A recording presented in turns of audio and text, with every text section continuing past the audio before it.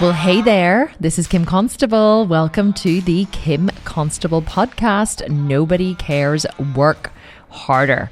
So I bet you did not expect to hear from me. I tripped over my words a little bit there. I was like, I bet you didn't expect to hear from me on a Sunday.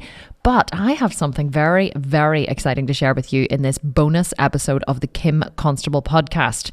Let me just tell you how it all came to pass. So yesterday, I was just flicking through Instagram as you do, and I noticed that on one of my favorite people to follow on Instagram, the one and only Chris Voss, aka the FBI negotiator, I noticed that he was running a 5-day challenge, a free 5-day challenge to learn all about negotiation.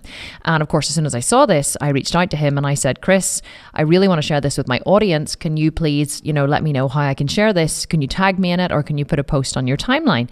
And so he wrote back and said, yeah, of course, sure, no problem at all. I can do that. And thank you so much for sharing. Now, here's the backstory. I have been chasing Chris Voss to try to get him into a podcast interview for months. When I say chasing, not really chasing, because I reached out to him on Instagram and I asked him, would he be a guest on my podcast? He said, absolutely, I would love to. So my executive assistant, Christina, and his executive assistant have been trying to organize, the podcast interview and trying to make it fit into both our schedules. But yesterday, after I reached out to Chris, I was just like, you know what? Maybe the universe put this in front of me. I have to grab hold of this with both hands. So I messaged Chris and I said to him, I have this radical idea. I said, the challenge starts on Monday, which is tomorrow, Monday, the 18th of January. And I said, the challenge starts on Monday. Can we swing it to record a podcast interview, and I will send it out to my list, and I will, put the podcast interview live on Sunday so that we can get as many people as possible to sign up for this challenge. Because truly, Chris Voss and his book, Never Split the Difference, and his masterclass on the app Masterclass, which is all about negotiation, has literally changed my life. And I don't say that lightly. There's very few people that I think I have ever said on this podcast that have been truly life-changing for me, or that their work has been life-changing, but Chris Voss is absolutely one of them. I first found out about him about 15 months ago. And I read his book, Never Split the Difference, and then I watched his masterclass, and I started using what he teaches, the tools of negotiation that he teaches to navigate better relationships with my husband and my kids, with the people who work for me. I started to negotiate better deals in business, and it has been truly transformational. This guy is absolutely unbelievable. And not only was he one of the top FBI negotiators, hostage negotiators in very, very tense situations, but he has now developed his company, the Black Swan Group. I think his son works for him as well, but we didn't even have a chance to get into that in the interview because we just chatted so much. But, it's just what he has achieved in this life is truly exceptional. And then how he has taken what he has achieved and developed it into ways to teach others to have more in their life and to be better in their life really is just so inspiring to me. So Chris and I met this morning very early. It was 7 a.m. my time. He's in Las Vegas, so he was 9 hours behind. So it was 10 p.m. his time. So we really did just pull this interview out of the bag very last minute, very quickly. And I am absolutely and utterly honored to present it to you. It is honestly one of my most favorite interviews. It's one of the best interviews I've ever done. And I just adore Chris. And he dropped some incredible value bombs in this interview. So I know that you're going to love it as much as I did it. So I am going to pass over to the interview with Chris now, and I will catch up with you guys at the end of the interview. Chris Voss, this is such an honor for me. I can't believe we made this happen so quickly. It's 10 p.m. with you. It's 7 a.m. with me. And yet here we are. This is how the magic happens, isn't it? Seize the opportunity and go for it. Yeah, the universe lined up. Absolutely. Yeah, I'm happy to be on with you. Thank you. Yeah, well, honestly, I said to you just before this interview started, this really is such a massive honor for me because I found your book, Never Split the Difference. I think it was about 15 months ago, maybe now. And what's interesting is I had never actually thought about negotiation as being a life skill. I'd always thought about it as being a business skill. My husband is actually a contract negotiator by trade. He negotiates rugby contracts. So he's like the Jerry Maguire of the rugby world. So anytime anything came up with, or anytime anything came up with negotiation, or I would have seen a book about it or a masterclass, I would have sent it to him, thinking, oh, this might help you. And here's a great life skill. And so what happened was about 15 months ago, I was having an issue with someone in the business who I wasn't really performing the way I needed them to perform. They were kind of being a little defiant with me, and nothing I did, and no matter how I positioned it, how I moved it, was helping this person. And I kind of didn't want to fire them because they were valuable to me, but I also needed them to toe the line. And so I was really struggling with a way to be better skilled, I guess, in communicating. And so I began to search on Audible I thought there must be something out there that can help me. Some kind of, what I want to do is negotiate with this person. And so whenever I searched on Audible, your book, Never Split the Difference, came up. And I just thought the title was fantastic. And I thought, oh, this looks good. Okay, I'll listen to this, because I'm a big audio learner. I learn while I'm driving, and I learn, while I'm walking. And so I bought your book and I started to listen to it, and immediately it made sense. Everything about it made sense. And your stories were just fantastic, because I do this podcast. Everyone who listens to this podcast, we have a big listening base, and they will always say they love my stories. I tell stories. That's how I illustrate points. So I was like, oh my God, not only does he tell stories, I'm totally into it, but like I can relate to everything you're saying. And so I took what I'd learned from the book, and I applied it to this situation, and it worked. I started mirroring and labeling, and I started, bringing up the negatives and trying to get to know, and all of the I began to like write down all the points that you taught, and I began to then practice them in life everywhere, not just with this employee, but in life. And the book absolutely changed my life. And it really did change my life. And I think because I had a situation that I could apply it to at the time, it was good, because it wasn't just like a general learning. I actually had something that I could, the learning was more deep for me, because I could take everything you taught and apply it. But really, that is how I came to know you. And so, and then of course I joined Masterclass. So I was in Masterclass, and when I saw you were doing a Masterclass, I was like, oh my God, not only is he doing, got the book, he's doing a Masterclass. And then of course I watched it like several times. My son has watched it. My husband has watched it. I've told everyone to watch it. So when you agreed to come on this podcast today, truly, I don't think I've ever had anyone on here that I can truly say has changed my life, my business, has helped my business in the way that you've helped it. And so I just wanted to give you that little bit of tribute and feedback before we started. Did you know the book would do that? Is that what your intent was? You're like, I want to change people's lives with this book. We hoped it would. Certainly, you have those kind of hopes when you put together a book. But that's the thing that has really turned out to be so cool about all this, is that we are helping people have better lives, change their lives, give their kids a better life. And the unspoken thing that's right there, but a lot of people don't realize, it's never at anybody's expense. Like all the stuff that you talked about, you didn't change your life, make your life better at anybody else's expense. It's all within collaboration. And one thing that I really noticed when I first started teaching negotiations, I was teaching it for a couple of years in a couple of different business schools before the book came out.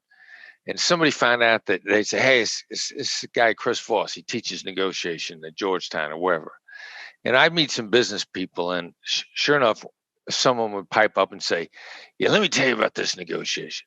Boy, I had these people over a barrel. There was nothing they could do. Now, there's two problems with that story. Number one, they won at somebody else's expense, which meant they left an enemy behind them. Number two, they haven't had they have stories like that every 5, 6, 7 years. I mean, you're talking right now about an ongoing process of changing your life, making your life better right now. You're not talking about, the last time I had a good negotiation was 5 years ago. The victories are so sporadic when you're a win-lose negotiator, and you don't have that many victories. I mean, you're not giving your family a better life at that rate of success. So that's really what's been cool about the book, helping people get better all the time. Yeah, I think that also just how you teach, the way that you lay it out is so beautiful, which we will get into some specifics, if you like, in a little while. But what I would love to know is, I've given a little bit of background about who you are, but what is your backstory? You were at one of the FBI's top negotiators. I mean, I know the backstory, obviously, but tell my listeners, how did you get into what it is that you're doing now? Well, I was, I was in law enforcement. I was a police officer at Kansas City, Missouri Police Department, then became an FBI agent. I was originally a SWAT guy. I was on my first assignment in the FBI was Pittsburgh. I was on a SWAT team there. And then I tried out for the FBI's version of the Navy SEALs in my next office, a hostage rescue team. And the first time I tried out, I wasn't in good enough shape. And I realized I had enough ability. I could have made the team. Like I could have made it to the NFL. It wouldn't have been a starter, but I could have got into the league. So then I started working out again, and I re-injured my knee. I'd torn up my knee, and in college I was in martial arts because I figured I needed physical skills to be in law enforcement. I was trying to prep myself, ripped my knee up, and so anyway, I had to have the knee put back together again. Humpty Dumpty had to get put back together again. And I thought, I can't. They're not going to be able to do this to me very many times. We had hostage negotiators. I knew we had them. I didn't know exactly what they did. I figured, how hard could it be? You talk to somebody. I could talk to terrorists. How hard could that be? And anything that somebody could make look easy is usually really hard to get to that point. And so, that is so true. I got on. I became, I initially got rejected. The woman that was in charge of the negotiation team in New York, she's kind of skeptical, kind of a tough New York chick. She was like, "Nah, you ain't getting in, kid. You got no qualifications." And I said, "Well, I got to do something. There has to be something I could do." She said, "Volunteer on a suicide hotline." So I did, and that was a life-changing experience. It was, suicide hotline is really a masterclass on emotional intelligence. Mm-hmm. And it was so powerful that I started applying it to stuff I was doing in my daily life. And then stuff accumulated. I became a hostage negotiator. That suicide hotline experience gave me a real big advantage, and I just kept after it. I loved it.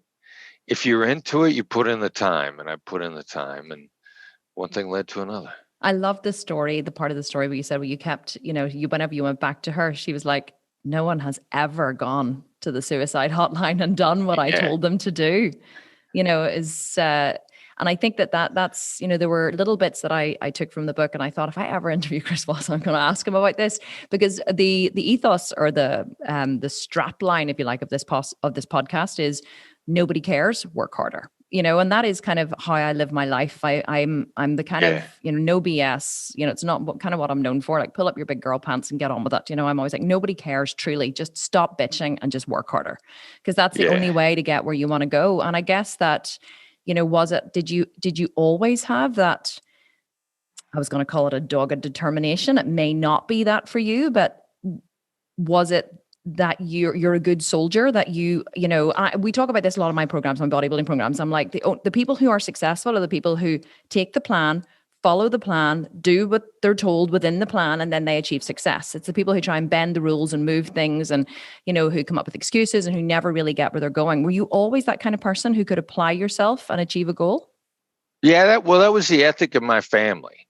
Like, my father was a small town businessman, and, the ethic was figure it out, work hard, be honest. And I just assumed, I really took that for granted. But, and my father, practical dude. I mean, as soon as we were old enough to take out the trash, he figured, I got to feed you, kid. You're gonna earn your keep around here. And we all went to work at a fairly early age.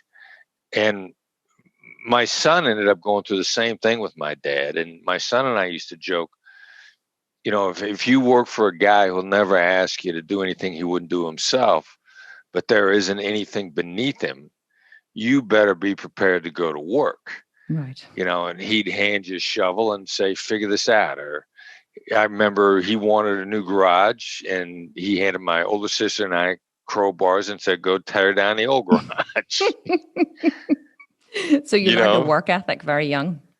We learned to work. We learned to figure it out, to see if you could tackle it yourself. And, he never actually came right out and said it, but honesty was always part of it. My father had a lot of integrity. He was ridiculously hardworking guy. And so, work hard, figure it out. I mean, don't work stupidly, try to figure out the most effective way to get it done, but get it done. Yeah, get it done. And emotional intelligence is a big part of what you do. Would you agree? Yeah, it's all of it. It's all of it. Where did you learn that? Because that isn't something, in my experience as a mother of four, as someone who's very interested in the development of the child's brain and the developing brain and about nature versus nurture. I'm the kind of person that whenever I take something on, or whenever something's important to me, I go very deep into the study and the psychology of it. Whenever I had a baby, I didn't just go, I had this baby and I realized, I'd never had any lessons. It's not like driving a car. They don't let you out in a car until you've, had lots of lessons and you've, gone through a test and you've proven yourself to be a good driver. But yet suddenly you have this baby and I don't know what the hell to do with this thing. And so I began to then go really deep into child psychology and how the developing brain worked and the synapses and all of the different, the ways that I could parent my children effectively. I'm just that kind of person. But so my question is, I know that emotional intelligence is something which can be learned in later life, because I work with my coach 2 to 3 times a week. But it's also something I believe that you develop as a child, or something that is modeled for you. That deep sense of empathy that you seem to have, that is necessary, I believe, to be a good negotiator. Where did that come from? Well, I learned it. I learned it. If anything about my attitude, like, I don't care what works. I just want to know what works, period. Right. Like, in way back when, after the second Iraq war, when there was all this discussion about harsh versus soft interrogation techniques, I thought that was a really stupid discussion overall. Take morality out of it. Rapport-based interrogation works. Harsh interrogation doesn't work. You should never get to the question of which one is ethical. And I have very strong opinions on harsh interrogation being unethical. Mm-hmm. But you should never even get there, because it doesn't work. It's just dumb. I remember when I saw the movie Oh Dark 30 about catching bin Laden, I thought, no wonder it took them so long to catch him. Look at how stupid these guys were in their interrogation techniques. So, this goes back to the original point, is I just care what works. And so I went, to become a hostage negotiator. I told I had to go to the suicide hotline and learn. I'm like, okay, yeah, I'll do that. And I got there, and they initially said, you won't be on the phone with anybody longer than 20 minutes at a time. And I remember thinking, like, wait, hold on. No. And all the TV shows are on the phone for hours. I just got to take hours. And they go like, no, if you do it the way we tell you to do, you'll be done a lot quicker in 20 minutes. Those will be the long calls. And it was emotional intelligence. It works. It's that simple. It works. So I'm like, all right, if this was what works, if this accelerates the outcomes, gets you to where you want to go faster, then I'll use it. And that's really where I picked it up, just because it works. It works faster than anything else does. In negotiation outcomes, relationships outcomes, you pick it where people are involved. It works faster than anything else does. Do you know, I would love to know your opinion on this. So I found that many women are scared of negotiating. Is that something you've found as well, that men are better at it than women? No, as a matter of fact, I think women are naturally more inclined. We know that women pick this style of negotiation up faster than men do. Now, it really depends upon, your definition of negotiation and how you see it. And we've talked about this a lot. A buddy of mine who's got a great amount of emotional intelligence, his opinion is that little boys and little girls, boys are taught kind of to fight, or encouraged to, not supposed to be politically correct. It's not, you're not supposed to say that. Yeah, but little boys fight. Here, I talk about that a lot on this podcast. So I talk a lot about that, how men are brought up, how women are brought up. So you're like, my listeners love this. So feel free to just go to let rip on it, on your opinions on it. Yeah, sure. So, and older women know that, at the younger age, even if little girls are physically as capable or more capable at some ages than the boys are, that's going to go away, and they're going to physically be the weaker sex. So let's give them a head start on soft power. Let's have them start figuring out soft power at an early age, and they get a head start on it. And great negotiations about soft power. Now, if you think negotiation is a combative thing to do, first of all, you're leaving money on the table. You're ruining your relationships. You're at best, you're a B grade negotiator at best. You will never get to be an A+ negotiator as a combative negotiator. So you're just leaving money on the table. And so we started teaching this, and I started noticing that the women were accomplishing successes faster than the men were. I mean, noticeably quicker. And then I started taking a look at it, because I've always tried to be gender blind, and even ethnic blind. Like, I don't care if you're pink with polka dots and you have no sex. All I care is if you have talent. But then I thought, wow, this is interesting. And I actually went back to the guy that started the FBI's hostage negotiation program, still around. He's a good friend of mine. He's a phenomenal human being. And I said, hey, man, I know we were really careful about saying anything about gender in the FBI. What's your opinion? And he said, I always thought women were better. So I think they are. It's emotional intelligence, soft power. Women have a head start on learning it. When you drop the skills in front of them, they have such an advantage because they've been working at it longer than the men have. Yes, I would agree. I certainly would. Yep, 100%. I think what I found certainly with me was, I think that whenever I told quite a few of my female friends that I was interviewing you, or whenever we had a brief chat kind of via Instagram, and I actually think I'd had a few drinks when I messaged you that night. And I reread my message after. I was like, definitely wasn't a coherent message. So you have to forgive me for, I tend to do that sometimes. And don't get me wrong. Champagne night? Yeah. Here, how did you know about Champagne Friday? I looked you up. I know a little bit about this stuff. Yes, well, I'm Irish, so that's what we do here. We drink, not too much, but we enjoy a drink, and so then I tend to reach out to people I want to interview on my podcast when I've had a few what's the drinks. saying? God invented alcohol so the Irish wouldn't rule the world. That's so true. I love that saying. Or we could do both, and then we could just, and we just can't understand a lot of the combative stuff in the world. We're like, but sure, just have a drink and have a chat about it, or have a cup of tea. It doesn't make sense to us. But whenever, I'll tell you specifically what happened. There's actually my trainer's wife. So my bodybuilding trainer, his wife was buying him a what was it? An infrared sauna for Christmas. By the way, I'm mostly Irish too. My ethnicity, I did my DNA. I get a heavy duty Irish in me. Really? Irish grandparents or? Yeah, Irish on both sides of the family. Part of the U.S. that I'm from, we're kind of a standard Irish-German mix. And the name is dependent upon, it's either German or it's Scandinavian, because Voss water's from Voss, Norway. But everybody I had an uncle that always talked about the German in us, and I thought maybe 25% Irish or so, but I did the DNA and it was heaviest Irish. It was heavier than anything else. That's why I've always loved you then, because you're family.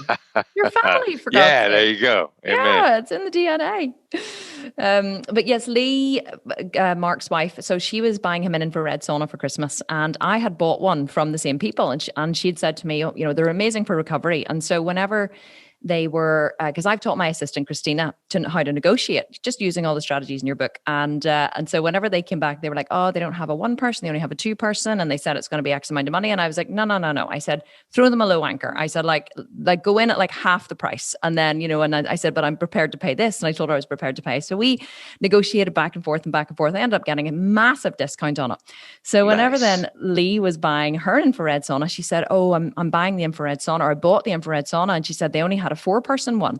And I said, well, I hope you got a good discount on it. And she said, oh, no, she told me the price. It was expensive. And I said, hang on. So they're delivering it in Christmas Eve and you're paying them cash. I said, so they're going to arrive with the sauna to your house and you're paying them in cash. I said, and you didn't negotiate a discount? I said, come on. I said, you have a massive opportunity. They want to shift these before Christmas. You want to pay less. I said, they'll have a good margin. And I said, it's a game. It's fun. And she was like, oh, no, I couldn't. I just couldn't. I couldn't. And I said, like, honestly, this is what you do. And I laid it out for her. This is what you do, and blah, blah, blah. So then after Christmas, I said to her, well, did you get a discount on it? She said, oh, no, I just couldn't. I just felt really bad. And then another girl beside her at the gym said, oh no, I couldn't either. She goes, I can never negotiate. I hate asking for discounts, and I hate, and I thought, and this is something I see everywhere, Chris, whenever I speak to women, I say to them, in my company, I say, no, we don't want to be paying that. This is what we want to pay. Go in and negotiate. but they see it as a,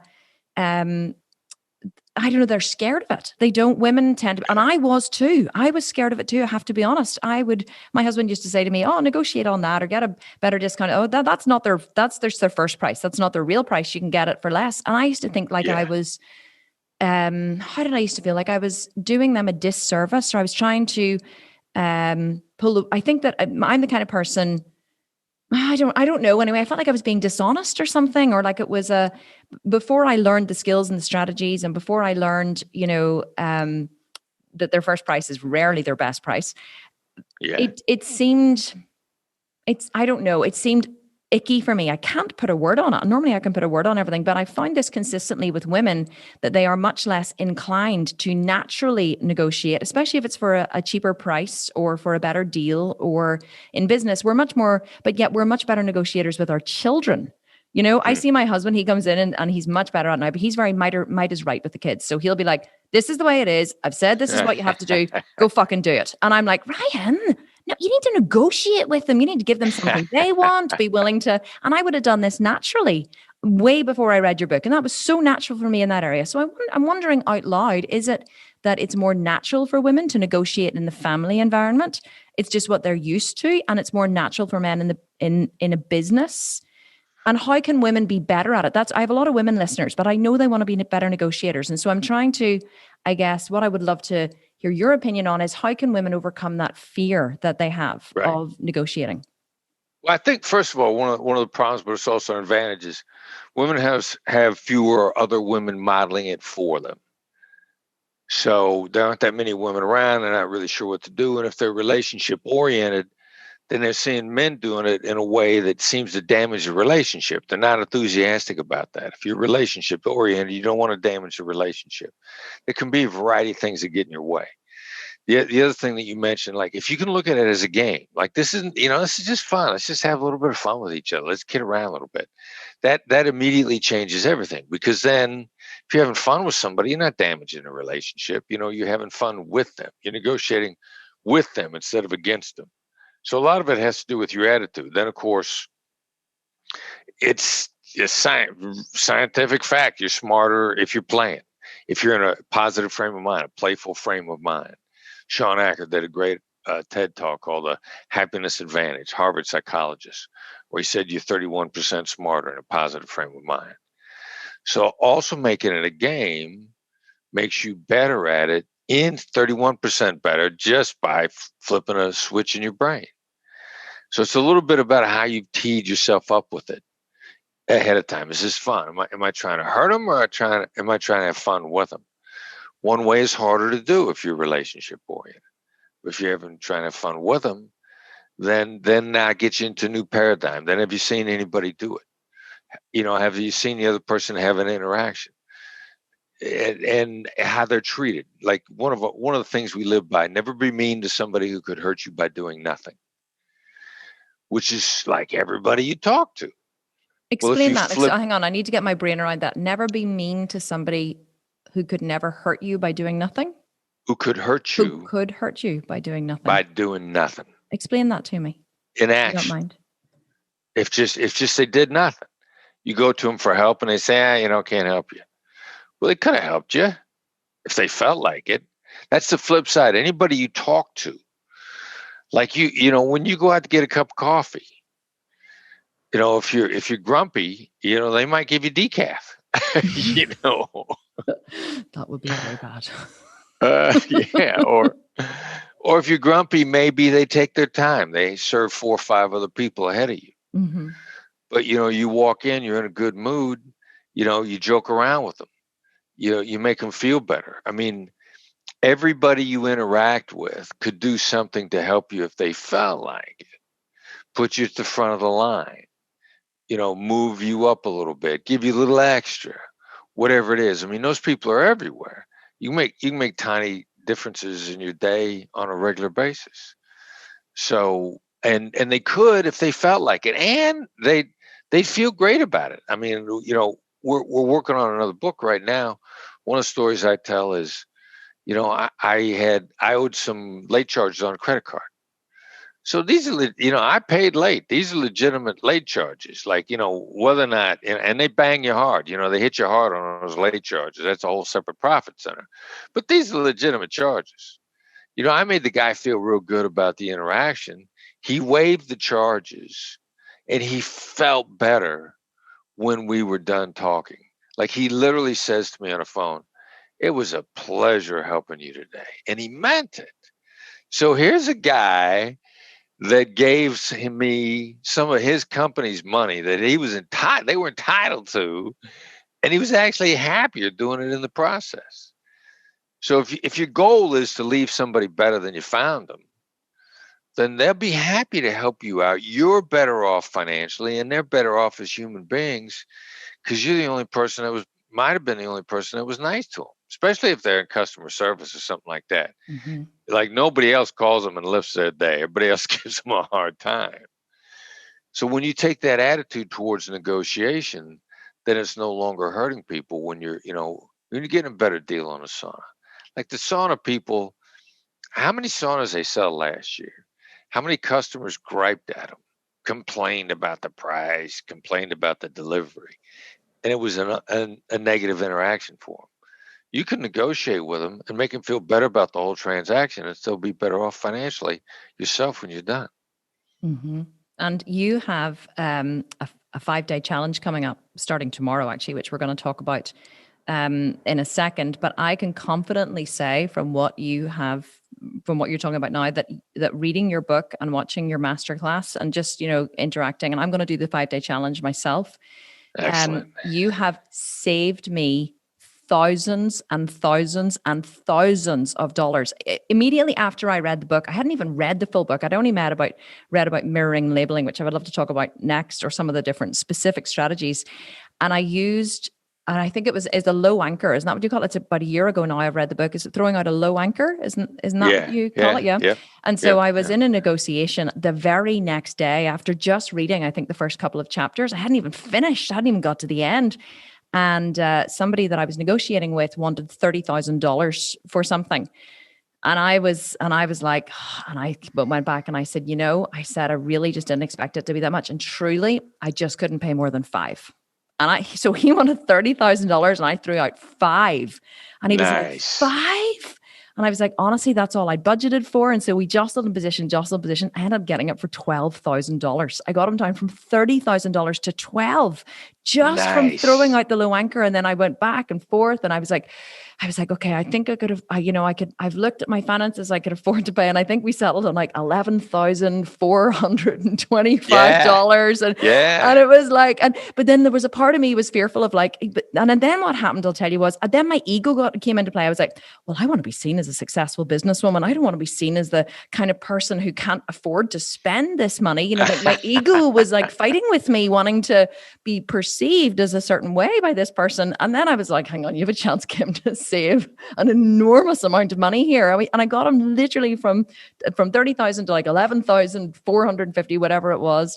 And we went back and forth. And he felt like we have done so much business ever since then. It was actually really fun to do. He wouldn't have settled on that amount if truly he couldn't have afforded it.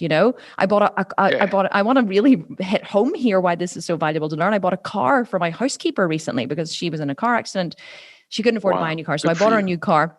And I squeezed this guy down. And we were driving in the car, and the guy my husband was like, Kim, seriously, now you're just splitting hairs. And I was like, no, but I know that I can get him to this. And I ended up getting, I think it was a 3-year-old car. So there wasn't a lot of margin in it for him, but I ended up getting him down like £2,000 it was. And I remember him saying to me, Kim, seriously, I'm making no money on this. I'm just shifting it, And so in the end, I realized I literally got him as far as I could get him, and we did the deal. And I would go back to that guy and negotiate with him again, if I ever needed to buy another car. And he would be happy to hear from me because it was, as you said, it was a pleasant interaction. I'd never thought of it in that way. So I guess the reason why I'm saying this is because I really want women listening to this to understand this is not a life skill that is just for men. This isn't a business skill that you're teaching. This is something that can be applied anywhere and that can literally save you thousands of dollars that you can invest in other areas of your life. Give Chris, yourself a better life. Yeah, give yourself a better life. Can you talk to us about Like if you could choose let's say your top one, but I'll give you three if you want to. If you're like, I couldn't just choose one, what would be your top negotiating skill that if I said you can only teach these people one skill, what would your top skill be? But I'll allow you three if you think one is just squeezing you a wee bit too hard. Well, it'd be labeling, and that's saying it seems, it sounds, it looks, you seem, you sound, you look. That's sort of the base level label, if you will. And that, first of all, it's the most flexible skill. Like I can use labels to ask a question, and actually that's the way we draw information out of people now. We don't ask questions. Like if I want to know what's on your mind, I could say, "What's on your mind?" And you'll stop and think, because of the way I constructed it, causes you to stop and think and select and construct an answer, which means you're giving me an in-depth answer, but it's filtered. Now, what I really want is your unfiltered thoughts. So instead, I'll say, seems like there's something on your mind. And you go, oh, yeah. And then you'll start talking. So that's a completely different approach. And that's as a result of a label. And we've come up with, and we're even going to talk about a lot of this in a challenge. We're going to be talking about a different preparation model that's not even negotiation preparation model that's not even in the book. Stuff that we've evolved and developed. We're going to be throwing it out in a challenge week. In particular, the emphasis on labels and how to use them and how to just really, really up your game. And a label, we work our way through entire negotiations, only labeling. We open conversations with labels. Somebody calls in and says, give us your sales pitch. What do you guys got? They'll say, how do you guys do your negotiation training? Now, they approach that conversation with a lot of thought. Nobody just suddenly, holy cow, let's call the Black Swan Group right away without thinking about it. So human nature is they've thought about it a lot. And so instead of answering a question, we'll say, wow, seems like you're really prepared for this call. And I go, oh, yeah. And then they'll start spilling their guts to us about all the preparation that they went through and why they prepared it. I mean, labels gets people talking so much faster. One of the people in real estate that we've coached to use them, she calls it the tools that unlock the floodgates of truth talk. Mm. So it would be labels. I'll ask a question with labels, or once I get really good at them, I can, like I said, we work our way through entire negotiations, beginning to end. Instead of saying like, you want to sign on the bottom line, we'll say, wow, it sounds like you're ready to do this. That's a label. Mm-hmm. Like they'll either go, yeah, or they'll go, nah, there's some other stuff we got to talk about. Whatever that answer is, I get right to it. And the other thing that's really cool is, like, you can use a label to trigger people into ridiculous honesty by getting them wrong. We call them mislabels. Like, people are insanely honest when they correct you, because when you correct, you get this real hit of dopamine. It feels good to correct somebody. So you don't really think about the fact that you're probably giving up information you shouldn't give up. We're coaching a construction company in London a couple of years ago. They're at an impasse. They got a sense that there's an executive on the other side of the table who's not coming to the table, but who's a real problem. And they got it narrowed down to two guys. Let's call them Tom and Bob. So instead of asking who was the problem or where was the problem or what was the problem, asking a question, the negotiator from the construction company says to his counterpart, seems like both Tom and Bob have issues. That's a label. But it wasn't, and the other guy shoots back, no, it's not Tom, it's Bob. Because it was a correction. Now, he should have never given Bob up. Right. That was a bad move. He threw Bob under the bus. Himself. Yeah, yes, right. Yeah, it's a correction. But correct it, right. Yeah, so that, there's some really cool, interesting stuff you can do with labels. We do that stuff all the time. And it really is just like playing, isn't it? It really is. And we're not trying to hurt anybody. We're trying to make better deals. These skills are just tools, just like your phone is just a tool. Some people use phones to commit crimes. Some people use phones to save people's lives. It's just a tool. Mm-hmm. So, and it works. It's just really effective stuff. Yeah. One of my favorite sayings is a knife in the hands of a surgeon is a life-saving implement, but a knife in the hands of a murderer is a weapon of mass destruction. Well, not mass destruction, but a weapon that can hurt. It's not the knife that is the issue. The knife is just a tool. It's the intent behind using the tool. And I think that what you're describing, or really what I take a lot away from it, is the label tends to take people out of content and into process. So content, I'm really big into what we call content and process. So, and again, it's I kind of, because I have a husband and 4 kids, and I also have a big company with a lot of employees. I tend to use these skills. I tend to really see them as life skills. And what I have found is that when you get stuck in content with people, you tend to get into a right wrong. So my husband and I, for example, I can say to him, I was upset the other day whenever we were in company and you cut me down, or you said that thing in front of everybody and that made me feel upset. Or 2 instances of, and this actually is like a real life thing. In company, he had what I call thrown me under the bus. I think we were having a conversation about coronavirus or something with people who had opposing views to us. And he kind of, what do you mean? What are you saying that for? Because you blah, blah, blah. And he kind of threw me under the bus, right? And I was like, shit, I didn't expect to be thrown under the bus by him in public. So I said to him, you kind of threw me under the bus, twice now. And it was hurtful.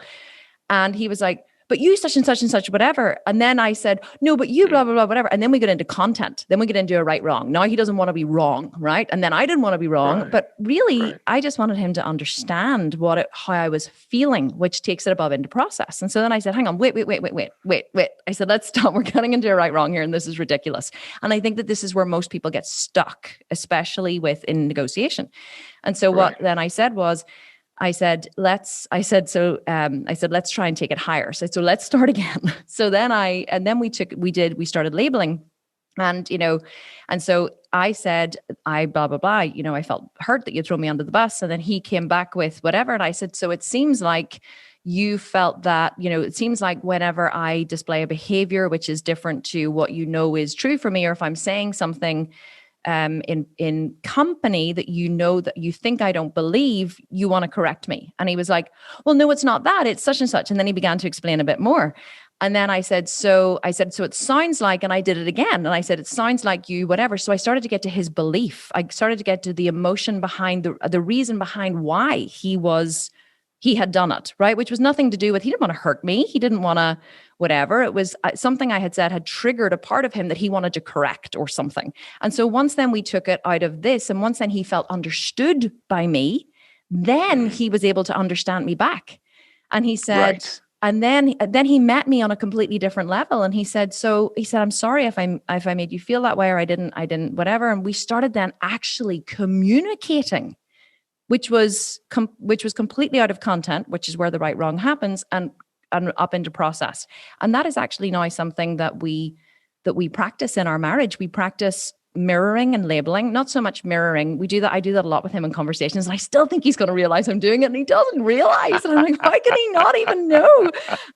So mirroring, which we haven't talked about, is where you repeat, either the last or word of a sentence or the last couple of words of that something has said. Like, can you give me a good example of mirroring?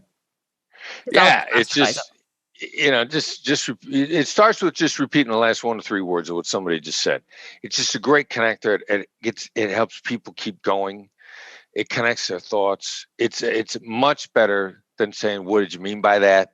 So if you want them to continue and expand, instead of saying, please go on, you mirror and they go on and they expand. And if, for example, when I first started doing this, there was a friend of mine that was teaching negotiation at MIT. Brilliant dude. And he just thought the mirrors were just too simple. And we're sitting around talking one night, and he goes like, I really don't think mirrors work that good. I just don't see how it's possible that it would help to talk to somebody and repeat the last 3 words. And I said, the last three words? He says, yeah, I don't see how that could make any difference. I don't. And he said, wait, hold on. You just did it to me, didn't you? It's so true. And he didn't even realize. Yeah. And it just works. It works. It really does. I don't care work. what works. I just know it works. But also, I think it works for two reasons, because I really have, tried to evaluate this. But I think it works because not only do you get to, and not only do you demonstrate that you have an interest in what it is that the other person is saying, because you're basically asking for more information. But what I really truly have come to realize is the other person feels deeply understood. And I do this with my kids a lot as well. Whenever they come in and they want something, or they're upset about something, especially when they're upset. I think that when your kids come in and they're upset, my kids are young, they're 15, 13, 11, and 9. And I think whenever they're upset about something, or they want to tell me something, or something's not fair, or I'm not giving them something, whenever someone is upset, what they want more than anything is to feel understood. And I find that by using these techniques, rather than someone coming in, say one of the kids, and saying, but I really want to go to Ava's house and it's not fair that I can't. And you said you'd drive me there. If I immediately go into justification of, well, I can't because we're doing this and blah, blah, blah, whatever. Now we're in a fight. Whereas if I go, you're really upset. Or it seems like you're really upset. It seems like you really want to go to Ava's house. Yes, I really want to go because blah, blah, blah, whatever. And I just mirror and label and mirror and label and mirror and label. And the next thing, within 5 minutes, she's sitting in my arms, and there's no conflict. It's gone. And she feels deeply understood. And then she's open to hearing my reasons, my possibilities. I once heard somebody explain empathy as, not empathy. Was it something to do with negotiation? No, rapport. Rapport is I step into your world, try you on, and then invite you back into mine. And I like that. Isn't it beautiful? And I never really, and I always understood that to be a really great way to communicate. It was, I've always been really interested in being a better communicator, a really effective communicator for business more than anything, for business and for life. And I think that what you have taught me and what you're teaching is the skills to be able to do that. Because, it's all very well to be able to say to somebody, in process, step into, their world and then invite you back into theirs. Well, that's all very well and good, Kim. But that's like saying, get into that car and drive to Dublin, Now I'm in the car, I'm like, how the fuck do I move this thing? So I just love what it is that you teach. Can you tell I'm a fan, Chris? Well, the other thing too is you're using it and it's working. Yes. I mean, clearly you're coachable. You're open to learning. You're relationship oriented. You're not particularly interested in wasting time. No. And so you're using this stuff and it works. And you're like, number one, it works. Number two, it's better for relationships. My criteria has always been like, first of all, does it work? Does the mercenary in you, are they happy because it works? You don't care, no morals. What works?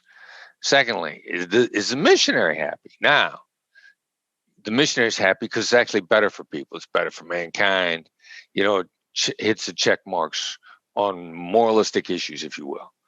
So if your missionary and your mercenary is happy, bang, you got a good skill, pull the trigger, go ahead and use it, because you got nothing to apologize for. You're not wasting time. You're not hurting anybody.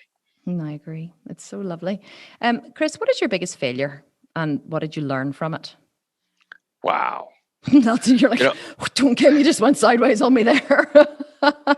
There was, there's been plenty of failures, a variety of things along the way. I mean, the saying, we keep hearing the saying, I win or I learn. I think McGregor, the fighter, was the one that most recently used that.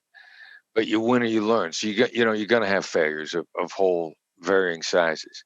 We had a couple cases in the Philippines. One first big case there, spectacular success. Next one there was a train wreck, and people got killed. And two or three remaining, an American got executed about 3 weeks in, got his head cut off, Guillermo Sabero. 2 out of the 3 remaining hostages at the end, 13 months later, were killed in a botched rescue attempt by friendly fire. I mean, it was a train wreck. But we decided to get better. We saved other people's lives based on the lessons that we learned. We made massive changes. So, but it was ugly when it went down. I felt sorry for myself for a long time till I got reminded in another example. It wasn't any member of my family got killed. I remember, I felt the darkest moment of my professional career was the end of that case when I got a call at 5 a.m. and a colleague of mine said, "I got bad news. Martin Burnham is dead." And I felt sorry for myself for that for a while until one day it occurred to me, you feel bad? How do you figure the Burnham children feel? Mm-hmm. And I'm like, I got no business feeling bad about this because I didn't lose my father. So, there were failures and there were mistakes along the way. And you're going to make mistakes. What do you do with those mistakes? You pick yourself up, you get better, you quit. Yeah, I'm about picking myself up and getting better. So, yeah, there were failures. You can't be perfect. No. Hostage negotiators are not going to be perfect. You're gonna have some failures. You're gonna have to learn from them. Yeah, but your failures were life and death. Sorry, excuse me. They were.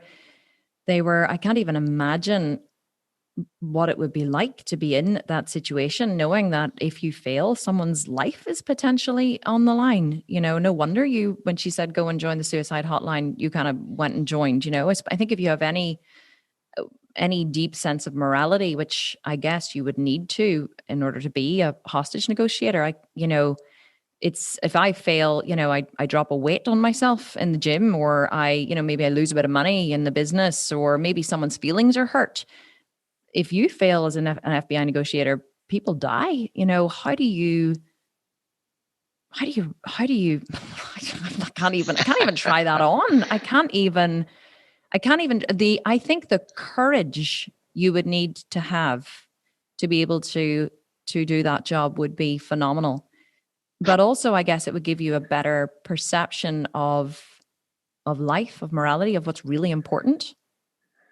Yeah, I think so. I mean, I got taught by good people on a couple different levels. I mean, I got warned a little bit. I mean, there's only so much warning you can get. You don't really know what it's like to go through it.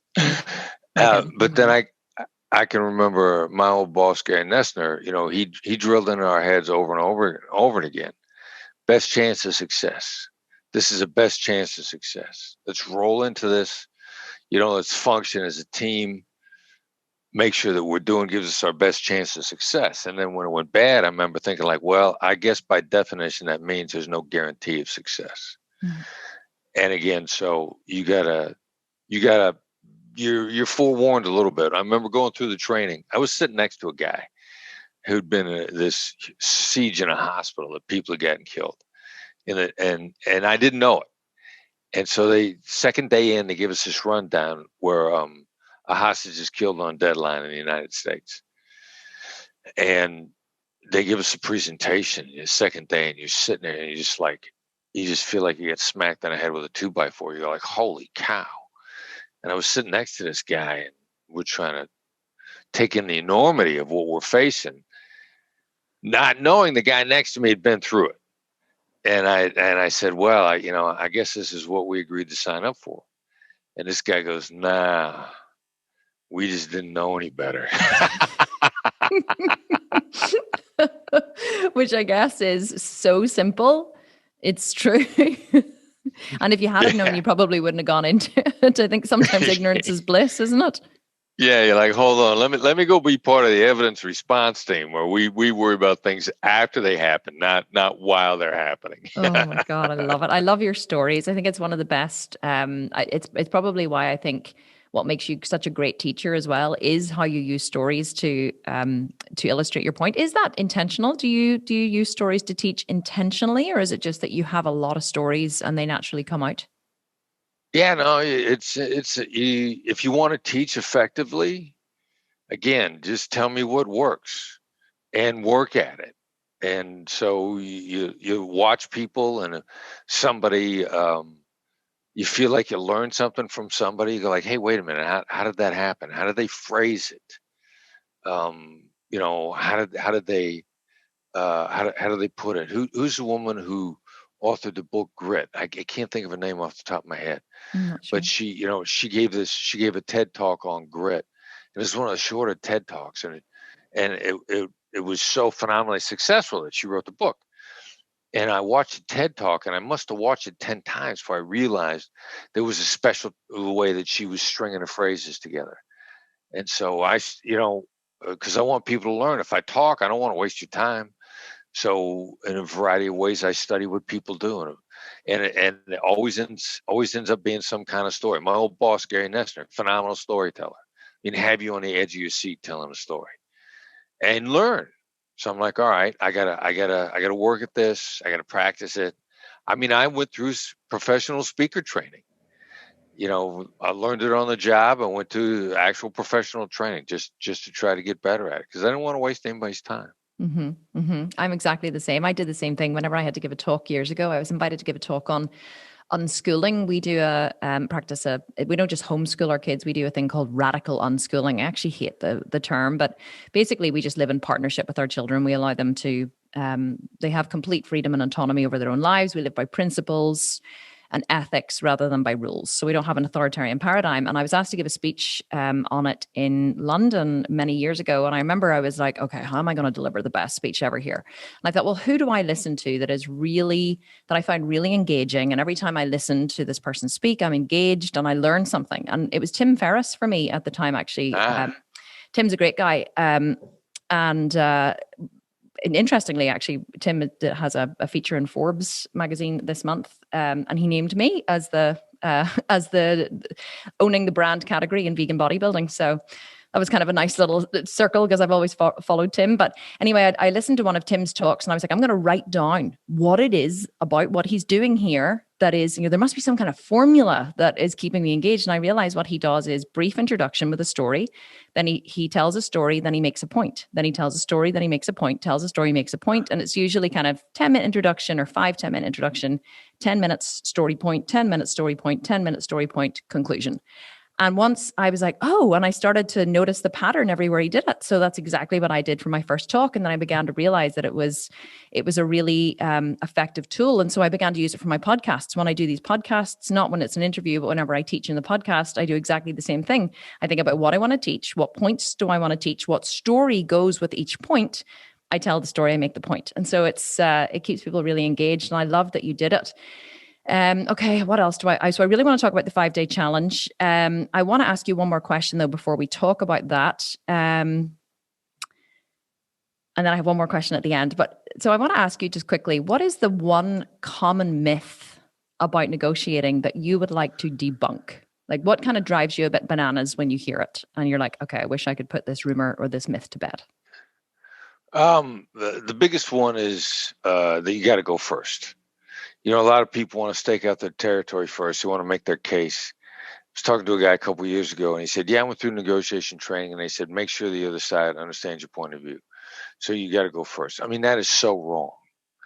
You got to, when you're talking, it's a cliche. You're not learning. I mean, negotiation is an information gathering process. Let the other side go first. They're going to dump a bunch of great information on you, and they're going to feel good about it at the same time because they're dying to talk. Those are both in your favor. So the idea that you should go first, again, it's kind of a B-level approach to negotiation. The A+ players, they sit down at the table. Boy, they want you talking.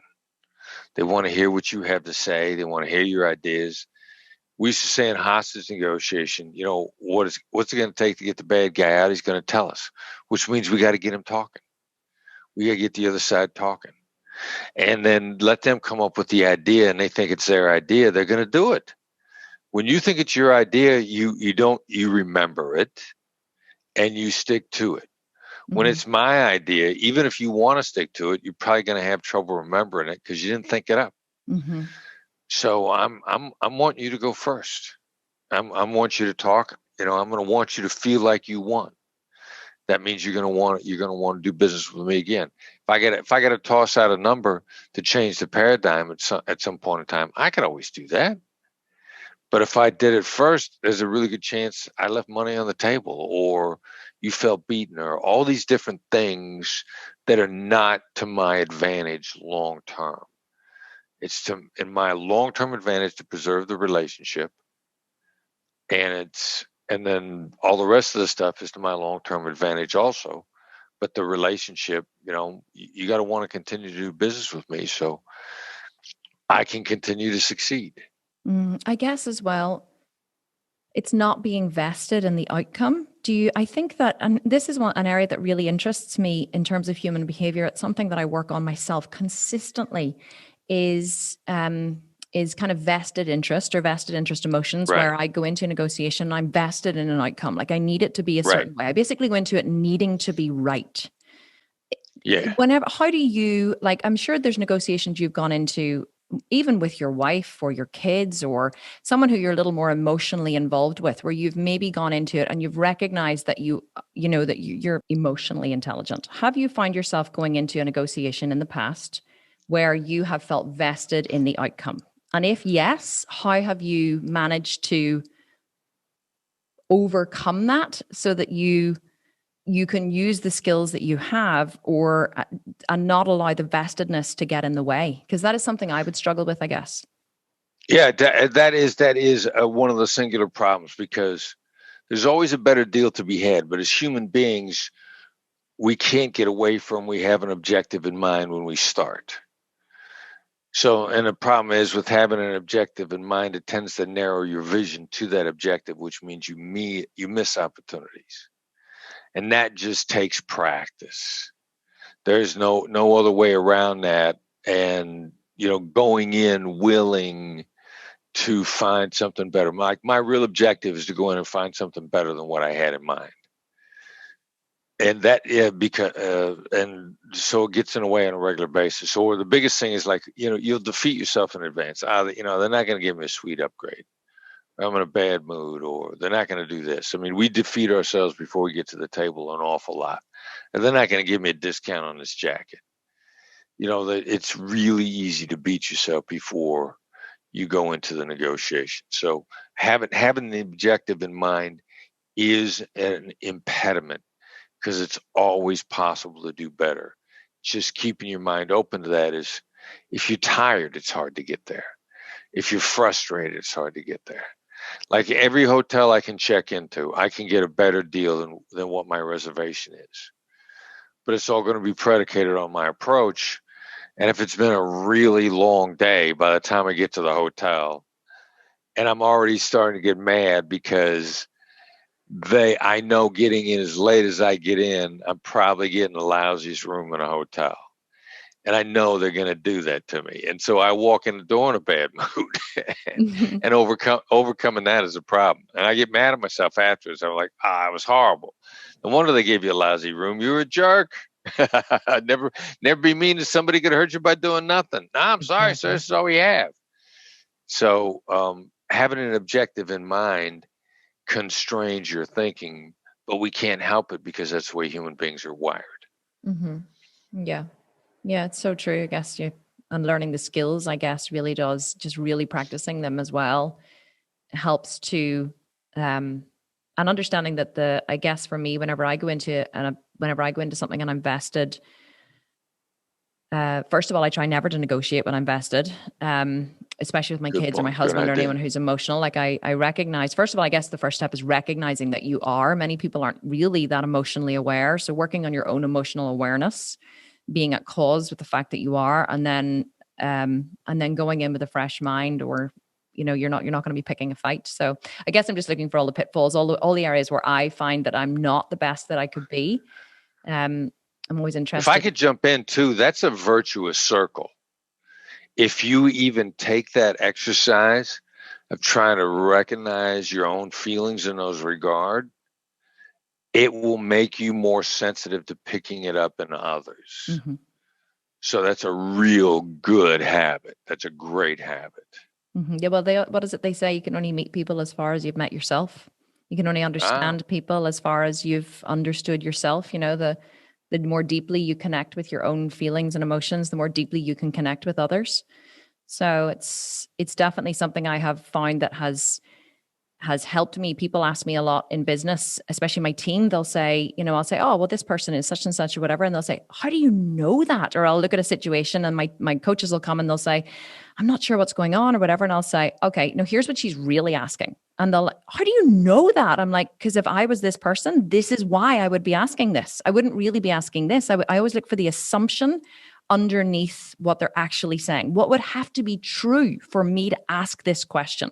Rather than just the question, what would have to be true underneath it for me in my life as a person? How would I have to be feeling?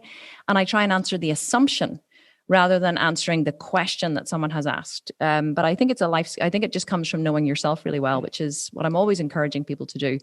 I don't want to take up any more of your time because I know it's late, but what I really want to talk about is this 5-day challenge. I have signed up. My entire team has signed up. They're all messaging me going, negotiation, is this a skill I need to learn? I've totally signed up.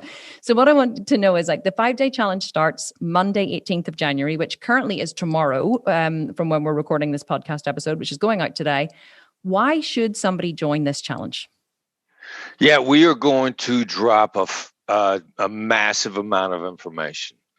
It's the first time we just expanded our instructional team to 5 people. This is the biggest depth of team that we've ever had.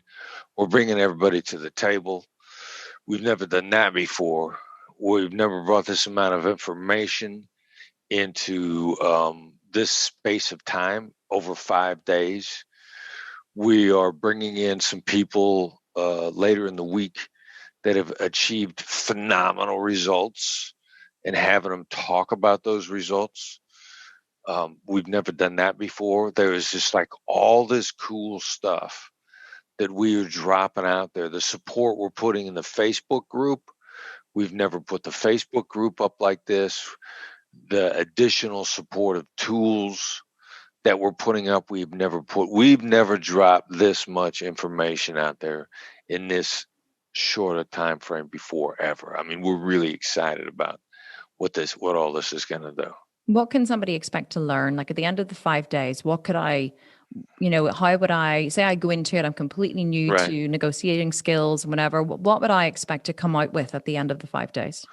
We're gonna give you a real specific model to prepare for all your negotiations.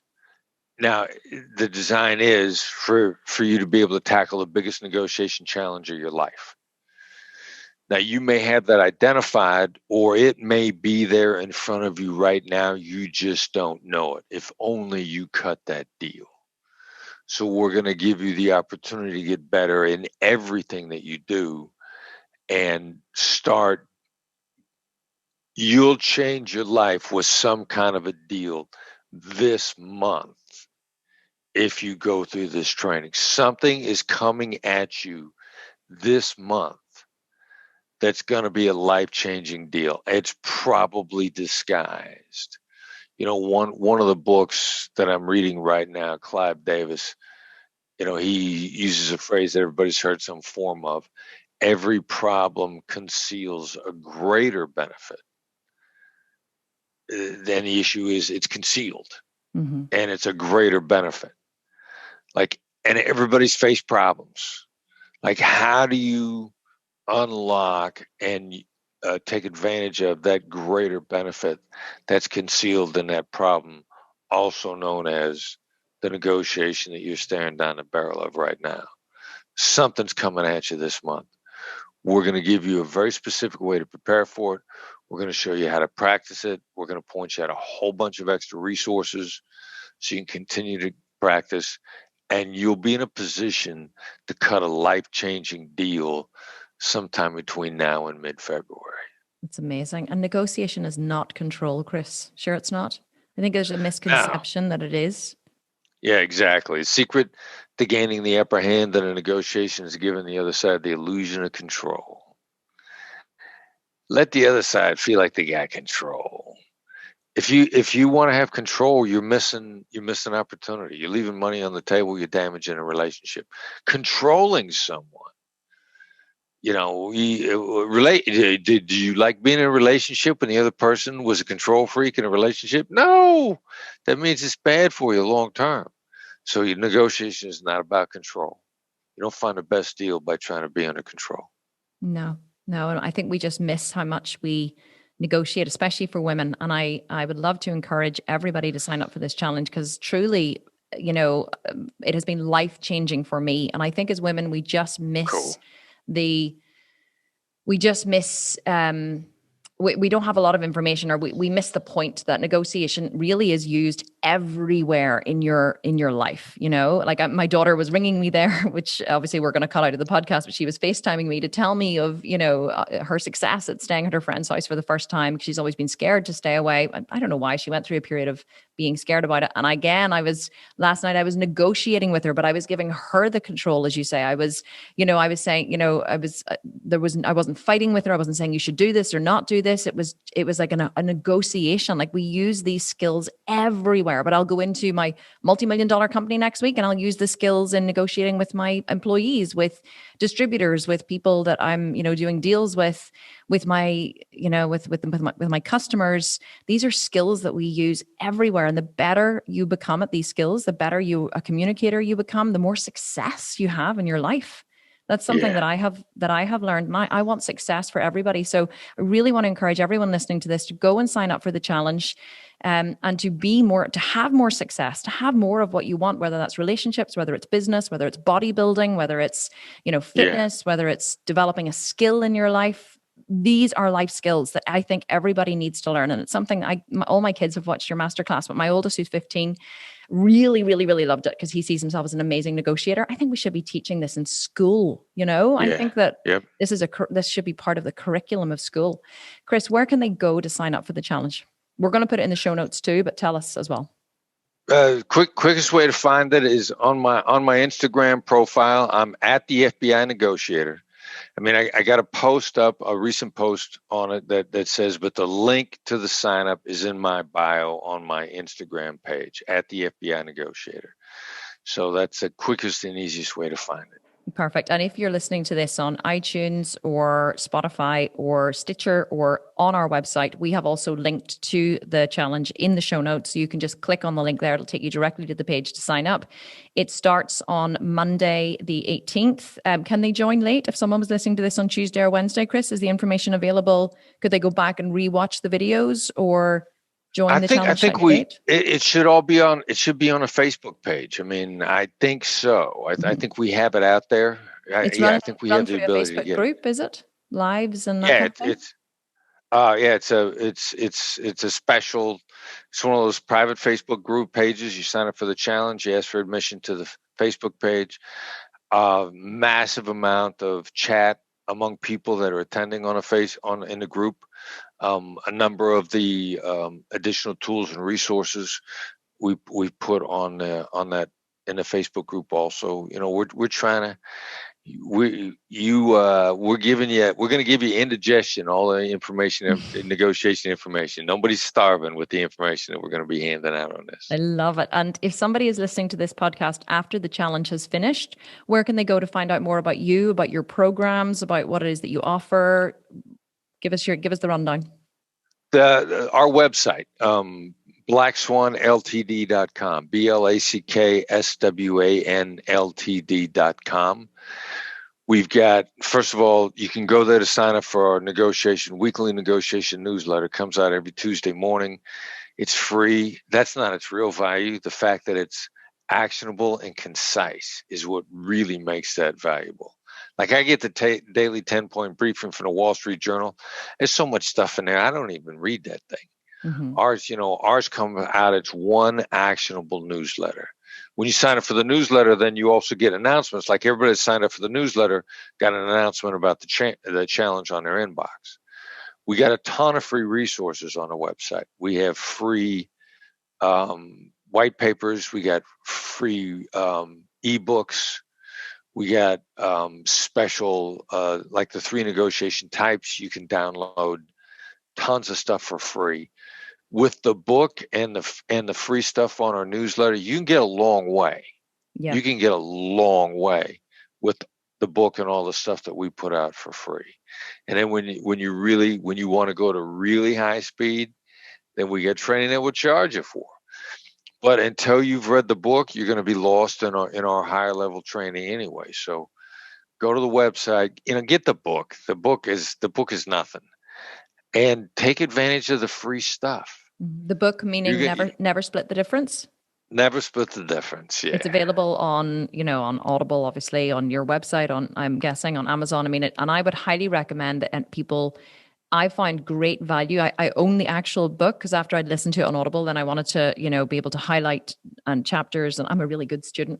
And so I bought the actual physical book afterwards, but I would really recommend it as a listen to book as well because you narrate it, obviously. No, you don't narrate it, actually. That's not true. It's somebody else narrates it. That's one of those things that, if somebody makes it look easy, it's hard. So yeah. I let the professional read that, baby. Although I have to say, whenever he was doing his late night FM DJ voice, and then I heard you do it, I was like, oh, he's not as good as Chris. Because you could tell, obviously, he has never actually used these techniques, whoever was reading it. So it's good to listen to, but yours was better. Yours was definitely better. So of course, as it would be. So definitely, guys, go and check those out. But I would highly recommend that you join the challenge, and also read the book. And you're on masterclass as well, which is amazing. Yeah. And that was really helpful to be able to see the things that you teach, to be able to actually watch them being played out in real life, with the actress. That was really helpful as well. And I want to do a little bit of role playing here today, but we ran out of time. So it was absolutely perfect. And I apologize to have kept you so long. Chris, any parting words that you want to share? Don't feel you have to, but I'm like, is there anything, like if there was something I could have asked you that I haven't asked you, if there's something you could have asked yourself, is there anything final you'd like to share? No, I just want to give encouragement to everybody to just try this stuff out. We like to say small stakes practice for high stakes results. Like you don't have to try this first time at a big negotiation over sauna. You could try it out with whoever your daily interactions with your significant others, because it's about understanding other people better anyway. So just, try it out under small stakes where you don't feel like you have a lot at stake.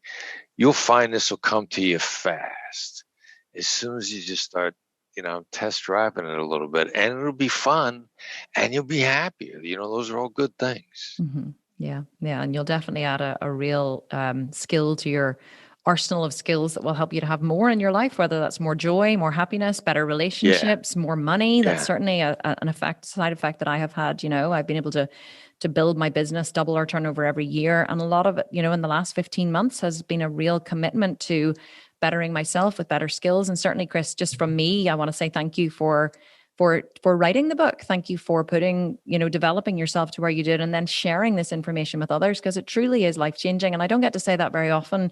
There's very few people that really, truly touch my life and make a difference in it. But you and what you've taught, I can honestly say is one of them. So, or you are one of them, and your book is one of the best resources I've ever had to change my life and to be better in it. So thank you. And thanks for making the time to be here at 10 p.m. and now 11 p.m. It's my pleasure. I have thoroughly enjoyed this conversation. I'm glad we met. Wonderful. Chris, thank you so much for everything. And we will hopefully catch up with you soon. And I'll see you live in the challenge. I'll be there every day with my overachiever hat on. Excellent. I look forward to it. Okay, Chris Voss, thank you so much. Thank you, Kim. Thanks.